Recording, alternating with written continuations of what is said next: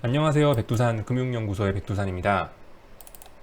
6월 29일 월요일 아침 9시 27분입니다. 토요일 날에 제가 이미 미국장과 관련된 이야기는 다 드렸기 때문에 오늘은 한국장 얘기하고 간단하게 이슈 몇 가지 짚고 넘어가도록 하겠습니다. 자, 한국은 오늘 당연히 개파락 출발, 당연히 개파락 출발했어요. 자, 오늘 개파락 출발의 의미는 요게 있을 겁니다. 자, 콜옵션 보시면 되는데요. 콜옵션이 지난 2거래일 동안 만들어놨던 어떤 중요한 지지선을 개파락으로 한 번에 붕괴를 시키고 내려갔다라는 것이 일단 오늘 봐야 될 포인트 중에 하나입니다. 평상시 변동성 지수가 10 언저리이고 시장이 정상적인 상황일 땐 버블이 없이 정상적인 그런 상황일 때는 보통 이제 이렇게 되면 어떻게 되냐면 강력한 매도 세력이 등장한 거죠. 지난 2거래일 동안의 지지력을 한 번에 갭으로 붕괴시킬 만한 악재나 한 번에 그거를 붕괴시킬 만한 어떤 강력한 매도 세력이 등장해서 콜옵션과 지수를 찍어내리기 시작했다라고 해석하는 게 맞습니다. 평상시에는. 근데 지금은 솔직히 어떻게 될지 모르겠어요. 지금 어떻게 될지 몰라요. 저도 6월 29일, 6월 30일, 6월달이 2거래일 남아서 윈도우 드레싱이라는 게 작용을 할 수 있고, 그래서 오늘 장중에 이렇게 빨간색으로 지수를 들어올리려는 시도를 할 수도 있습니다. 물론 잠깐 이러다가 또 폭락할 수도 있어요. 어떻게 될지는 모릅니다. 다만 이제 윈도우 드레싱과 지금 변동성 지수가 30이 넘어가는 미친 상황이라는 걸 생각해 보면 어떤 일도 일어날 수 있다. 2거래일 동안 이 시초가 이 저항을 붕괴시키면서 개파락 해버렸지만 또 빨갛게 양봉 달고 올라올 수도 있다. 물론 여기서 양봉 달고 올라와 봐야 지지력은 이미 크게 훼손된 상태이기 때문에 그렇게 큰 의미를 부여하기는 힘들 것 같습니다만 일단 오늘 올라올 수도 있다. 요 정도 말씀드리고요. 이게 왜 그러냐면 결과적으로 풋옵션 때문에 그래요. 그죠? 풋옵션이 저점을 확실하게 만들어 놔야 되는데 아직 풋옵션이 저점이 확실하게 만들어지지 않았기 때문에 지금 저점을 테스트하는 과정에 왔어요.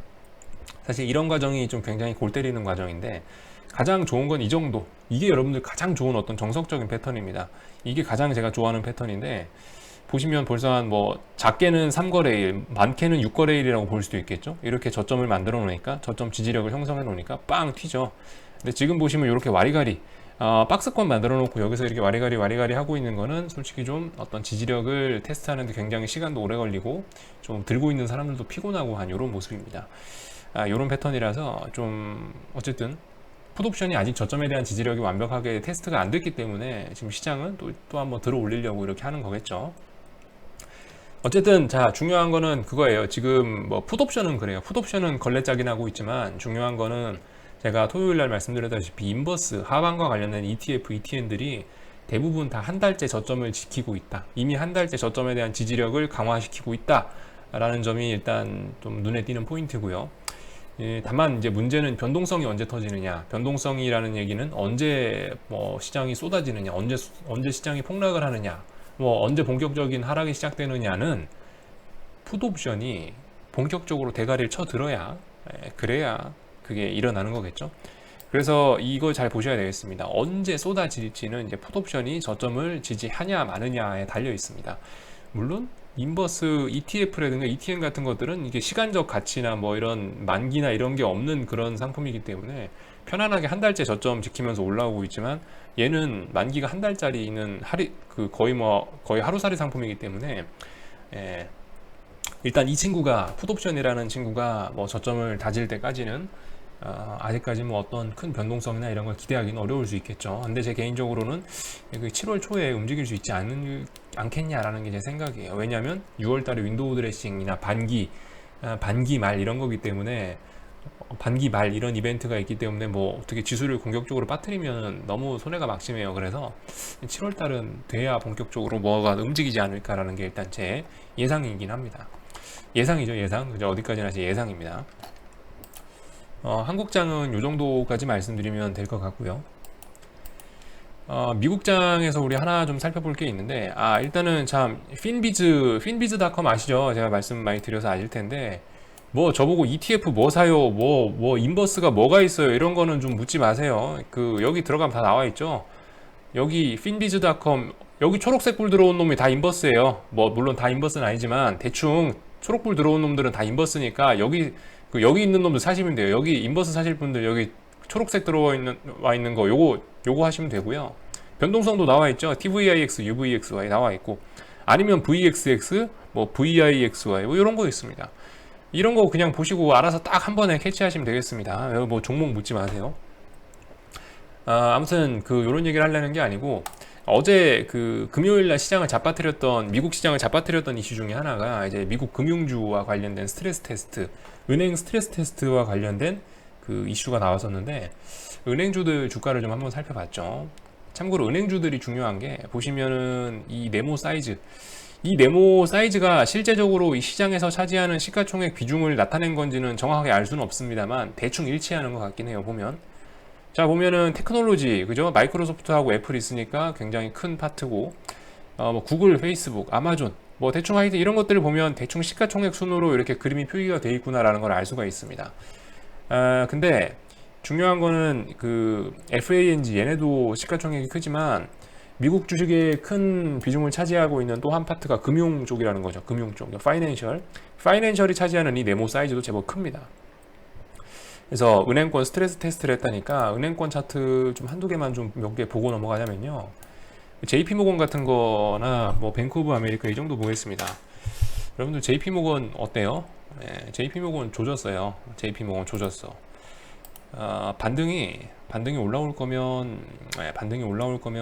더 올라왔었어야 되는데 6월 달에 이미 너무 많이 조져 먹었습니다.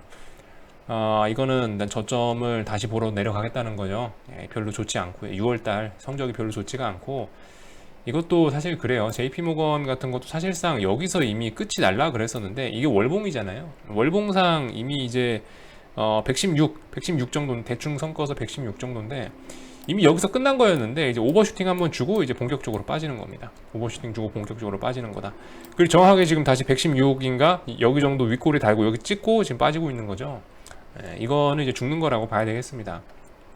이미 여기서 1년 가까이, 1년이 뭐야? 거의 뭐 2년 가까이 여기 지금 116 못 넘고 있죠. 이거 사실상 뭐 맛이 가는 거다. 은행주 같은 경우는 그만큼 어떤 시장 전체의 뭐 건강성, 뭐 경제 자체의 어떤 뭐라고 해야 되나요? 경제 자체의 건전성, 이런 거를 좀 테스트하는 그런 걸 잘 보여주는 업종이라고 생각이 되는데, 일단 은행주들이 이렇게 자빠지고 있다는 건 결코 좋은 소식이 아닙니다. 지금 월봉상 이 JP모건 같은 거 115, 뭐 116 정도를 거의 뭐 몇 년째 못 넘고 있기 때문에, 이거는 사실 여기가 시작이라는 거죠. 이제 시작이라는 거예요. 이 밑에 어디까지 열려 있을지 알 수가 없다라는 거죠. 하여튼 JP모건 같은 것도 그렇고 이 모든 금융주들이 다 이게 안 좋더라고요. 얘도 보시면 뭐 거의 3산 만들어냈다고 볼 수 있겠고요. 얘도 다 똑같아요. 얘는 32달러를 기준으로 해서 거의 2년 가까이 못 넘다가 자빠지고 있는 거죠. 얘도 이제 시작이다. 어디까지 열려 있을지는 알 수가 없다. 물론 반드시 여기까지 간다는 얘기는 아니지만 어디까지 열려 있을지 알 수가 없다라는 거죠. 은행주들이 빨리 이렇게 반등이 올라와야지, 은행주들이 빨리 살아나야 진정한 반등이다 이런 건데, 이게 그죠? 경제 건전성의 바로미터가 이렇게 훼손이 되고 있다면은 일단은 분명히 지금 경제 상황이 안 좋고 지금이 침체기에 와 있다는 걸 분명히 알 수 있는 하나의 지표가 되긴 하겠죠. 자, 아무튼 그래서 금융주들 한번 좀 보시라고 이런 말씀을 좀 드렸고요. 어쨌든 제일 중요한 건, 여러분들 지금 가장 중요한 악재는요, 뭐 페이스북이 어쩌고 저쩌고 은행권 스트레스 테스트가 어쩌고 저쩌고가 아니고, 제일 중요한 악재는 저기 주식이 비싸다는 겁니다. 지금 주식뿐만이 아니고 안 비싼 게 없어요. 지금 채권도 비싸고 주식도 비싸고 안 비싼 게 없어요. 큰일 났어요. 돈이 진짜 갈 데가 없어요. 달러가 제 생각엔 가장 유망할 것 같습니다. 달러가 한 당분간 몇 개월간은 달러가 가장 유망하지 않을까 싶어요. 참 아이러니하죠. 미국 정부가 신뢰도가 문제가 있음에도 불구하고 달러밖에 할 게 없다는 게 참 딜레마이긴 한데, 제 생각엔 달러가 가장 유망합니다. 달러하고 인버스가 가장 유망한 자산인 것 같아요.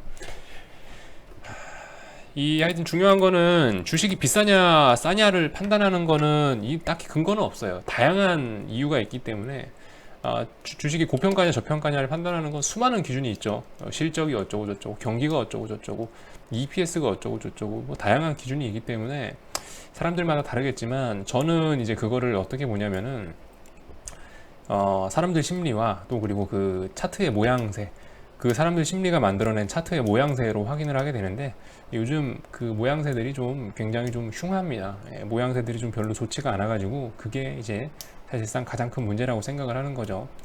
사람들이 위기에 대한 공포심을 가져야 되는데, 토요일날 보여드렸다시피 페이스북 8% 폭락하니까 야 300달러 간다 이러면서 막 사고 있는 이런 모습들이, 아무런 거리낌 없이 공포 없이 매수하고 있다는 것들이 일단 심리적으로 일단 더 오르긴 힘들다는 내용인 것 같고, 거기다 더해서 뭐 지난 몇 년간 올랐던 코스닥이니 뭐 나스닥, 코스닥이 아니고 나스닥이니 뭐 애플이니 이런 종목들이 이 뽕을 뽑고 있다는 게 사실 굉장히 좀 무서운 내용이기도 한 것 같습니다. 애플 같은 거 월봉이죠. 여러분들 이거 보시면서 월봉 이거 보시면서 여기서 애플 주식 매수할 수 있으신 분들, 그럼에도 나 월봉 봤는데도 매수할 수 있다라고 하시는 분들은 하시면 되겠습니다. 뭐 사실 이렇게 올랐다고 해서 못 오르는 건 아니에요, 그죠? 이렇게 올랐다고 해서 물론 조정 없이 지금 애플이 350달러인데 모르죠. 제가 틀렸을 수도. 그래서 3년 5년 뒤에는 1500달러가 되어 있을 수도 있어요. 그런데 우리 한번 그 인간적으로 생각을 해보자고요. 이게 뭐 제가 뭐 기술적인 이유 뭐 갖다 붙이진 않을게요. 뭐 근데 그 오래 하셨으면 대충 이런 거 보시면 좀 감이 좀 오시지 않으십니까? 이런 거 최소한 여기서 주식 매수하면은 좀 이건 좀 아니겠다라는 생각이 좀 들지 않으십니까? 하여튼 그런 게 좀 중요한 것 같아요. 이런 느낌을 빨리빨리 캐치하는 게 중요한 것 같습니다.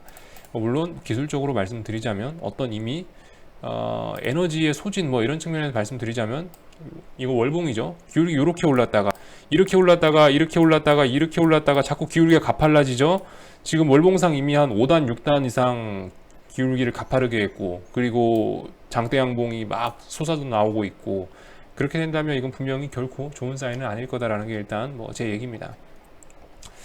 이게 무슨 근거가 있냐? 뭐 어쨌든 제 경험상은 그래요. 그래서 이거는 굉장한 버블로 보는 게 맞을 것 같고요. 그래서 굉장히 조심해야 된다. 애플뿐만이 아니고 다 이래요. 애플뿐만이 아니고 다 이렇기 때문에 좀 조심해야 되고, 다만 이제 어쨌든 이 애플 같은 경우는 지금 중요한 게 그 지금 현재 외봉이에요, 그죠? 외봉이란 얘기는 고점 테스트를 한 번밖에 안 했다는 얘기입니다, 그죠? 여기 보세요. 고점 테스트 한 번밖에 안 했다는 얘기인데 한 번 더 할 수 있을 수도 있어요. 한 번 더 하고 빠질 수도 있고, 아니면 고점 테스트 없이 바로 흘러내릴 수도 있고, 어떻게 될지 모릅니다만 일단 윈도우 드레싱이나 이런 게 있기 때문에 아마 한 번 더 고점 테스트 이렇게 하지 않을까라는 생각은 하고 있습니다. 그러나 이건 제 예상일 뿐이지 어떻게 될지는 모른다라는 거죠. 이 정도 생각하시면 좋을 것 같고, 아무튼 그래서 제가 옵션을 보는 이유가 이래서 그래요.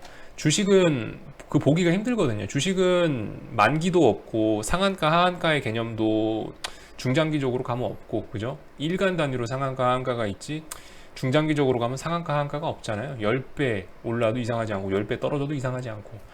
근데 이제 옵션이라는 상품은 이제 움직임에 제한이 상당히 많이 걸려 있단 말이죠. 한 달짜리 만기가 있는 상품이고 시간 가치가 있고 이렇기 때문에 저 상품은 어느 정도 움직이는데 제한이 굉장히 많다고요. 그래서 제가 그래서 그 콜옵션 보면서 제가 계속 시장이 박살났다 끝났다라고 말씀드리는 게 그래서 그런 거죠. 이게 몇천 프로 이렇게 시세를 나고 이래 버리면 얘는 보통 끝날 가능성이 높다. 근데 콜옵션이 끝나면 풋옵션의 시대가 오기 마련이기 때문에 당연히 지수는 안 좋겠다라고 말씀드리고 있는 거고, 콜옵션이 몇천 프로 이렇게 다 같이 올라 버리면은 시장 자체가 고평가라고 생각할 수 있는 겁니다, 충분히. 그래서 고평가라 말씀드리는 거고, 하여튼 문제는 이제 풋옵션이 확실히 살아나느냐 마느냐를 기다리고 있는 거죠. 지금은 아직까지 풋옵션을 살리기엔 뭐하고, 그렇다고 뭐 콜옵션을 확 죽이기엔 뭐하고, 한 달 정도 이렇게 옆으로 그냥 기어가면서 놀았는데 7월 달엔 어떻게 될지 모르는 겁니다, 이제. 그래서 하여튼 7월 달을 좀 기대해 보자, 뭐 이런 말씀 드리면서 마치도록 하겠습니다. 궁금한 거 리플 남겨주시고요. 여기서 마치도록 하겠습니다.